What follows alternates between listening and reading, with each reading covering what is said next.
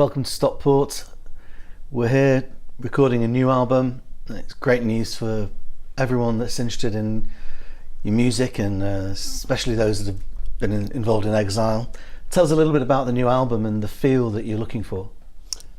The new album is, again, some old songs that I've sort of finished now. Again, there's a mixture of tracks on it. There's all sort of genres, I think is the word they use these days. Sort of jazzy, some of it blues, folk. It's a mixture of everything, really. And what's the album called? It's called Standing at a Bus Stop.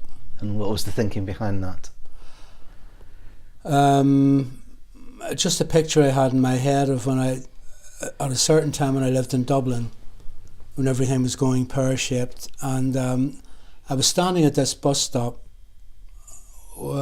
where years previous I had just come down from Belfast to Dublin to audition for an Irish show band, and the bus stop I was standing at is right beside the building I did the audition. So it was just a bit strange, and there was a song there somewhere,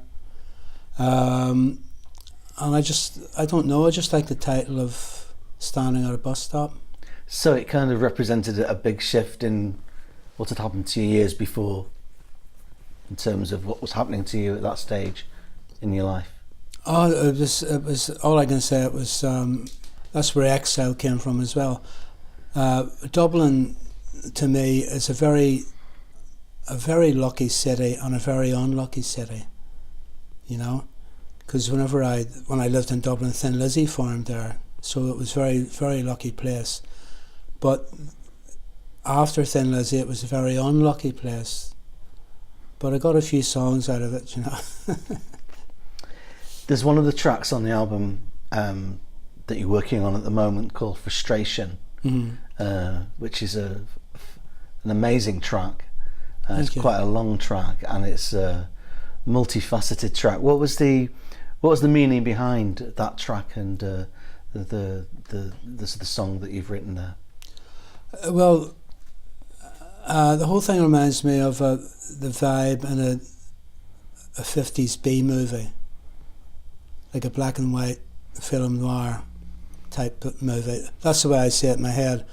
And it's basically a junkie who's living in this beat up place, and there's a neon light outside his window, and there's cops and sirens all night, and he's waiting on the man to get his fix, and the guy hasn't phoned or hasn't shown up, so hence frustration.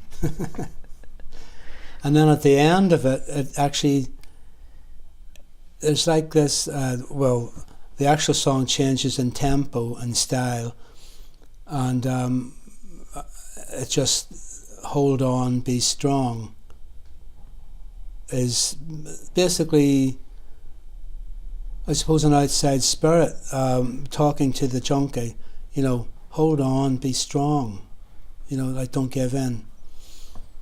And then the very end of the song, it goes back to the start again with don't leave me here on my own. Peace. It's an amazing track, Eric, amazing track. And so is Walking in the Park, which is another major track on the new album. Could you give us a little insight into how that song came about? Yeah, Walking in the Park is about a park that I used to live near in Belfast, Ormo Park. And, you know, a certain time of the day when you walk in there, there's nobody about. Everybody's at home for their dinner or whatever it may be. And I was walking through it, and I was only in Belfast for 10 days visiting my folks. And then I was going to go back to London again. So this night, I decided to go for a walk in that park, and it just, again, it's in my mind's eye, the path I'm walking down, and the trees, and it's very quiet, and there's a big river down at the bottom of the park with the street lights stenciled in it, yellow street lights, you know, and it's sort of like those moments lock in your mind, and you mightn't do anything about it for years. So as I was walking in the park that night, I thought, how could I write about this experience and share it? You know, because everybody's walking in the park at twilight time, and that's what that's about. And there's another part in the song where, at the very end, where it goes, "It feels like it's the end of the world." And again, that's what it felt like, because I was the only person in the park. And it was that time of night where the twilight starts hitting, you know. You're going from daytime into nighttime. And it's just a magical time now and again, you know. So all that was in the song. A lot of the songs, in fact, I think all of the songs that you write seem to be very personal to you and based on things that have actually happened to you in your life. Sure. Which you write about and sing about. And one of the most powerful songs on the album, I believe, is a track called Reality. Tell us a little bit about that track and why you wrote it. Well, again, that's about, as you say, a lot of my songs are personal, and in fact I didn't realise that they were like that until you start talking about them to other people, and then you think, God, it is about personal things. Reality, again, is about a relationship that I had with this young lady that went crazy, and it's come to the end of the relationship, and I know this without a doubt. So it's like reality rears its ugly head, and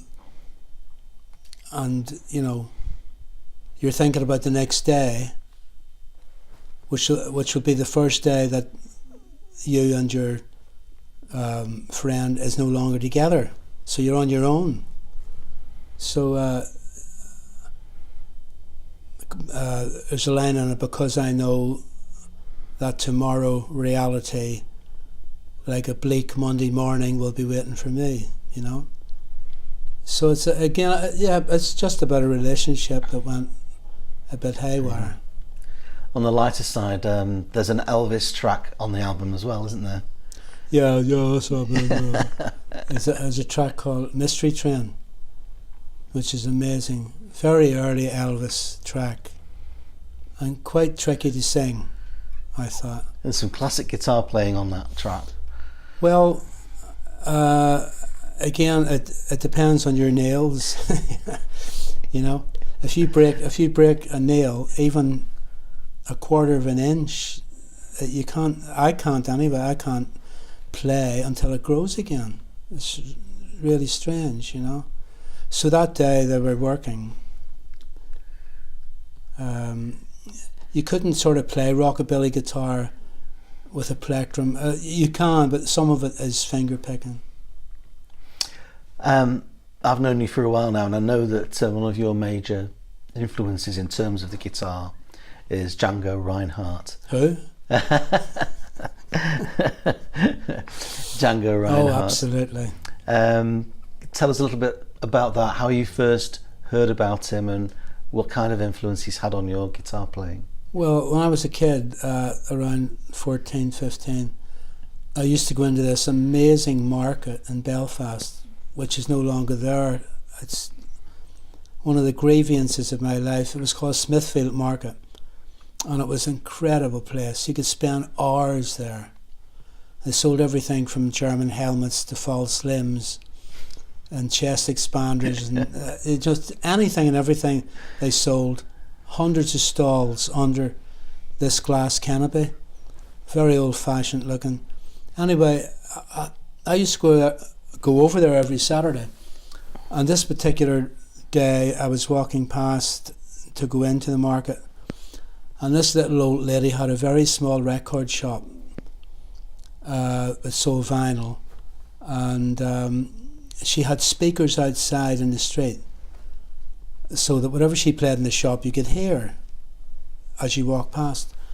And this day I walked past and I heard this music, and it was like a life-changing moment. I just stood there and I listened to this. I was transfixed. I said, God almighty, who is this? And I went into the shop and the old lady's sitting there. And I said, excuse me, but who's that playing? That's Django Reinhardt. You know. I said, who? Django Reinhardt. And she got up and went over to where the records were and did a little and pulled out 2 of his albums and showed me them. And I just fell in love immediately and bought the 2 albums there and then on the Ace of Clubs label. And a black and white photo of Django and the Quintet de France with Stephen Grappelli on the front. And I took him home and it just floored me completely and still does. He's just an extraordinary player. He's a one-off. I've got a book about his life which I read, and he was a real gypsy. He couldn't read, he couldn't write. He lived in a caravan.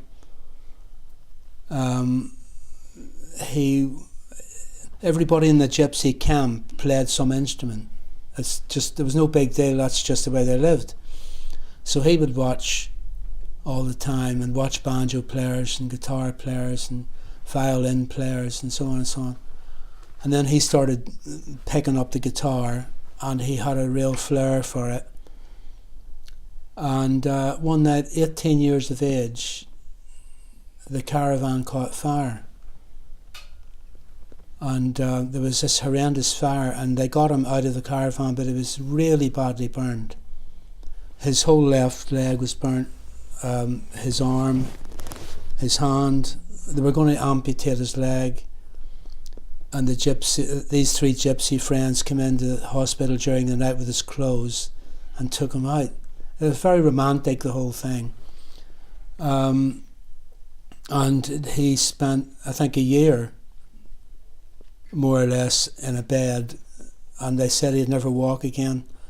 And he was an incredibly strong man, like physically and mentally. Seemingly he was.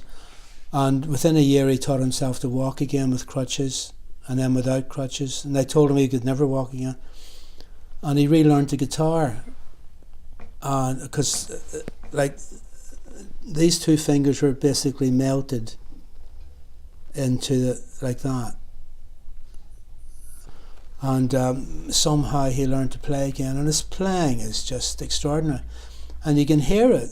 I can hear it. The aggression in his playing, the hatred of being burnt very badly, the sentimentality of his nature is there, the romance, everything's there. Everything is there. He covers everything. He bends strings. He plays octaves. He plays really weird chord voicings. The guy's just, you can use the word genius these days very loosely, but he was a true genius, you know. Your guitar is a very important part of your life and has been for many, many years. And here again, working on the album and having worked on Exile, I know that it pretty much never leaves your side. You never kind of go anywhere without it. From when you first started playing the guitar as a young man to now, how has that relationship with the guitar developed over the years to Lizzy, post Lizzy, and then now? Well, it's been a lot of changes. Yeah. A lot of changes. Way back in the early days, when I first started, I had all these 9-to-5 jobs which I had to do to bring in money to support the family.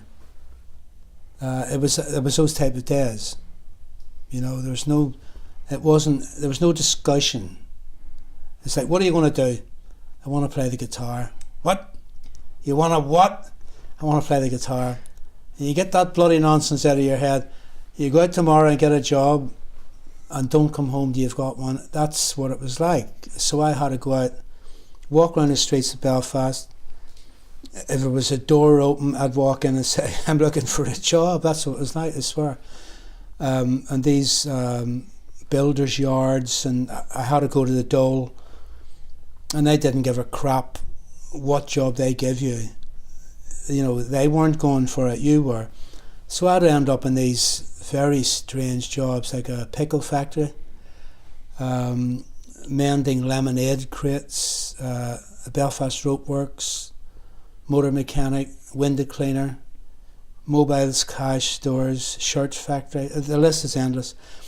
And each night I come home from those jobs, I was really tired because I was about 15, 16. And the last thing I wanted to do was play the guitar. I just wanted to get my dinner and watch TV and go to bed, or go out with my mates. And the guitar's always looming in the corner, looking at you, you know, and I'm going one day. I said, what are you going to do? You know, are you going to keep flirting about with this, or are you going to play it for real? Because either sell it or start working at it. So I had a heart-to-heart talk, and I thought, right, I want to play it. So I started doing 2 or 3 hours a night, getting up early in the morning before I went to work to do 20 minutes. So it became a sort of an obsession. And then I got offered a job to turn professional. And that's when it all went out the window in a way, because I went to Glasgow with this Belfast show band, they were so bad, you wouldn't believe it, how bad this band was. It was like painful, you know. And so I didn't practice anymore on the guitar. I didn't see the point playing with this really dreadful band. We were playing anyway 3 or 4 days a week, 3 or 4 nights a week.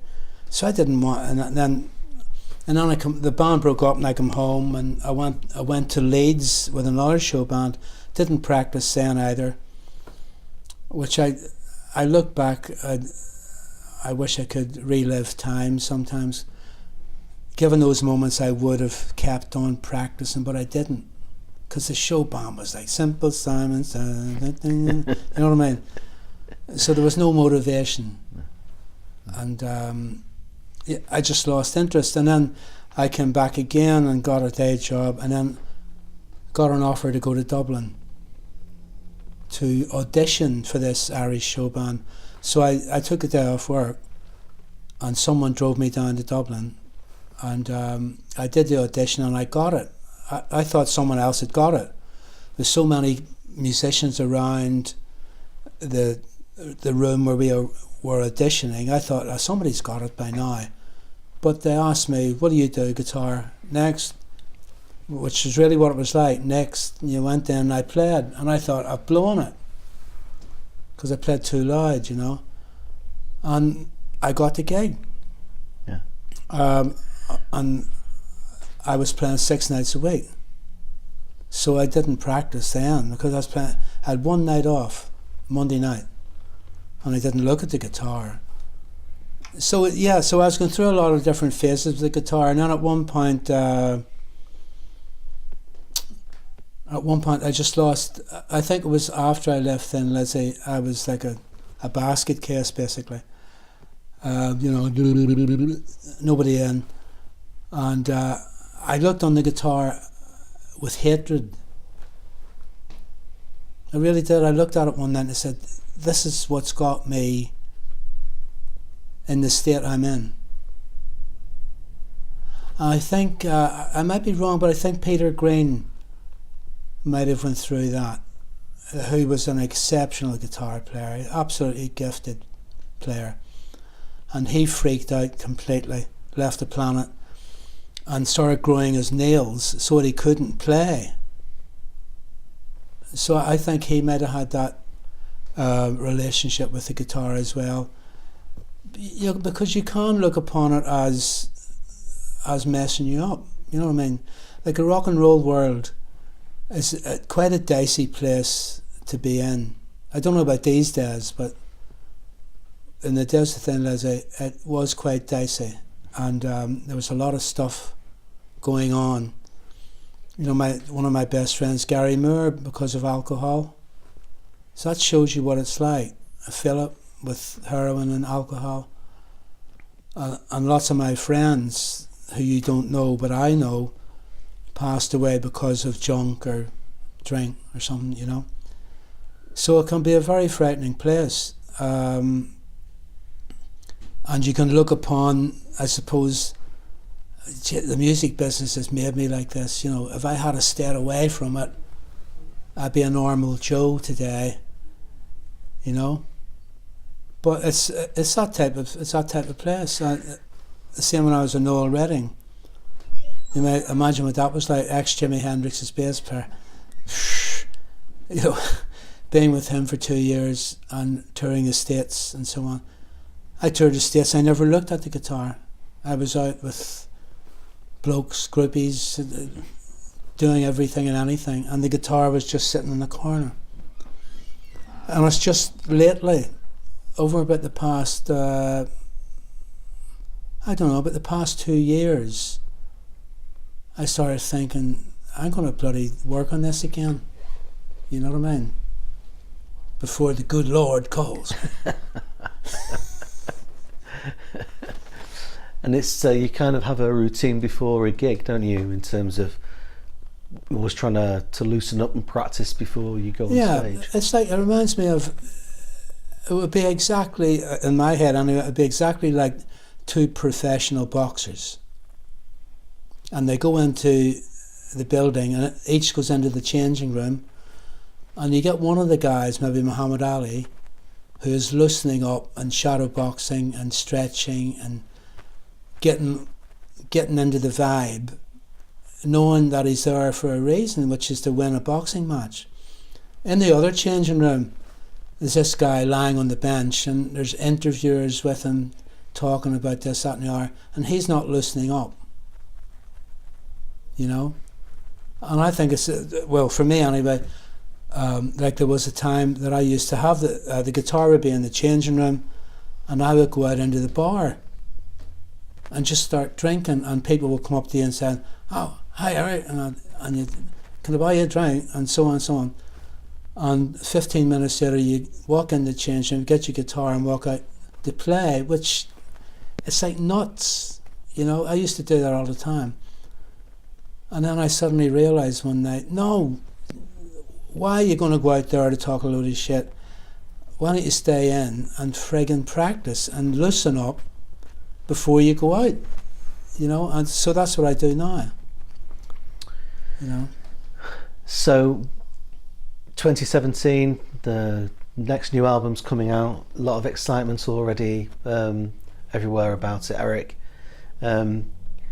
Just before we talk finally about the new album, take us back to that time, those years ago, than the night when Thin Lizzy was formed. Just give us a little backdrop as to how that night happened and how you, Philip and Brian, started playing together.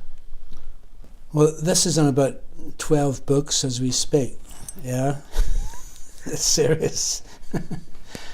I could actually tell this story backwards. Sorry about that. Yeah, so anyway, I left the Dreams show band because I was pissed off with the music. There were great musicians in the Dreams show band, but the music wasn't great. So I left. I'd saved up some money from the show band, put it in the bank, because I knew at one point I was going to leave and I needed money to live on. So after I left the show band, for about a week I didn't know what to do. I was no longer out playing 6 nights a week. I wasn't out playing anywhere. And I was still living with the drummer. So he was going out 6 nights a week the way I used to, but I wasn't going anywhere. So I would go into Dublin city centre at night on my own and just walk about. And I'd walk into a bar and I'd see some guys sitting at a table talking, and long hair and denim jeans and denim jackets and the whole bit. And meanwhile I had a show band suit on, because that's all I owned, and very short hair. So I looked like I was someone from a friggin' drug squad, you know. And I'd walk over to these long haired guys and interrupt their conversation and say, "Excuse me," and they'd all look at me and I'd say, I'm looking for a bass player and a drummer. It's like this alien sort of coming into a pub, you know. And they're all looking at me like I just landed from the Ark or something, and they're going, what? Sorry, but do you know any bass players and drummers? So they would ask each other, do you know any bass? Sorry, we can't help you. So I'd walk out and I'd go into another pub. There'd be nobody there except old men drinking up at the bar. Then I'd go into somewhere else. And this went on for a few weeks, and I wasn't getting anywhere. And my money was running out, and I said, God, what have I done? I was in a secure job with the show band, paying me great money, and now I'm on my own with nothing. And I thought I'd have to go back to Belfast and get a day job again, because I hadn't got a gig. So one night I went out to this pub called the Bailey, and went up to the bar, and now I'm ordering half pints of Guinness because my money's running out. And this guy walked in, and he come over to me and says, "Hey, Eric Bell?" I said, "Yeah, I'm Eric Rickson." Eric Rickson was from Belfast. He played in the original in the Maritime Hotel in Belfast, keyboard player. And he was living in Dublin, and he was with a show band. And he said, "What are you doing?" I said, "I've just left the Dreams a few weeks ago." "Have you?" He says, "I'm thinking of leaving the Trixons." That's the show band he was in. He says, "I'm getting fed up playing show band music." I said, "Welcome to the club." So he bought me a few drinks because he knew I wasn't earning anymore. He was still with his show band, and it was his night off. So he said, "What are you doing tonight?" I said, "Nothing. Do you fancy going to a club?" So I said, "Yeah, okay."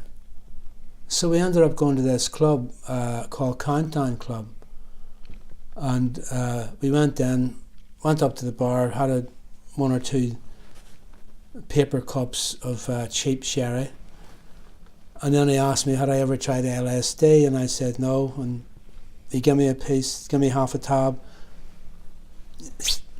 took it. About an hour later, nothing was happening, and meanwhile this band walked on the stage, a band called Orphanage. I didn't know even if there was a band playing that night. We just happened to be in this club, which is why I think it was all meant to be from this night onwards. So anyway, they got up and they started playing. They were very good, and Philip was at the front singing. He wasn't playing the bass, and Brian Downey was on drums, and Brian Downey just blew me away with his drumming. He was just incredible. And I thought, God, I'm going to get that bloke from my band. You know, he doesn't know nothing about it. So they took a break, and the bass player and guitar player went up to the bar, and Philip and Bram went over to the changing room. So I thought, right, you know, a wise man makes his own opportunities, as they say. So I walked over and knocked on the door and went in, and they sort of looked at me like, "Who the fuck?" You know. I said, "Hello, I'm Eric Bell. I used to be with the Dream show band." They're looking at me like as some sort of a weirdo, you know, because again I had the short suit and the short hair, and on acid, take your pick. And they said, "Yeah, can we help you?" And I said, "Well, actually, I wonder, could you put me in touch with a bass player and drummer? I want to form a 3-piece band. I've just left the show band and I want to play. What pub do you drink in?" So we went through all this, and they gave me the name of a few pubs where I would meet rock musicians, blues musicians. So I said thanks and started walking out the door. And this is the moment Philip called me back. Now, if that hadn't happened, there wouldn't have been any Thin Lizzy. There's no doubt about it. It wouldn't have happened. So he called me back, and I said, "Yeah." And then he said to Bran, "Do you fancy forming a group with Eric?" And Bran said no. And I said, well, that's it then, you know. And Philip kept on at him. Oh, come on, Brian, let's form a band with Eric, you know, fresh blood and all this. And Brian said, I don't care what we do, Philip, I'll do whatever you want to do.